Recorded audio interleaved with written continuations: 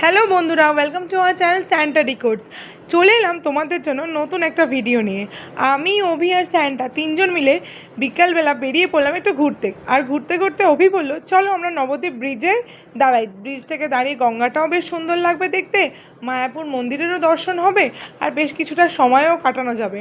আর আজকে যাওয়ার উদ্দেশ্যটা হলো আরও বড়, কারণ বাবা মেয়েকে প্রমিস করেছিল যে তাকে স্কুল থেকে নিয়ে আসতে যাবে, বাট বাবা কাজের চাপে সেটা সম্ভব হয়ে ওঠেনি।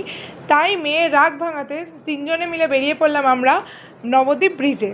আর রকিকে সাইডে রেখে, রকি মানে হচ্ছে আমাদের বুলেটকে সাইডে রেখে আমরা তিনজনে মিলে দাঁড়িয়ে বেশ কিছুক্ষণ গঙ্গা দেখছিলাম।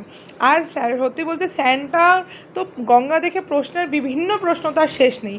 আর এই যে মায়াপুর মন্দির, সত্যি মায়াপুর মন্দিরটা দেখতে খুব সুন্দর লাগছে। জানি না ক্যামেরায় কতটা ভালো আসলো, আসলে এতটা দূর থেকে তো ভালোভাবে ফোকাস করা সম্ভব হয় না, বাট দেখতে সামনে থেকে দেখতে খুব ভালো লাগছিলো। তোমরা কারা কারা মায়াপুর মন্দির ঘুরতে গেছো আমায় কিন্তু কমেন্টে জানিও। আর যদি আমাদের ভিডিওটা ভালো লেগে থাকে তাহলে একটা লাইক করো। শ্রাবণ মাসে আকাশ দেখতে তো খুবই ভালো লাগে, মাঝে মাঝে পরিষ্কার আর মাঝে মাঝে এরকম ঘন কালো মেঘ, আর যেন সত্যিই মনে হয় চোখের সামনে একটা দারুণ ধরনের সিনারি। আর তোমরা আমাদের ভিডিও যদি ভালো লেগে থাকে তাহলে একটা লাইক করে দিও। আর চ্যানেলে যদি নতুন বন্ধু থাকো তাহলে কী করতে হবে বলো তো, একটা সাবস্ক্রাইব করতে ভুলো না। দেখা হবে তোমাদের সাথে নতুন ভিডিওতে অন্য কোনো ব্লগে। ততক্ষণ তোমরা ভালো থেকো, দেখতে থেকো স্যান্টা ডিকোডস।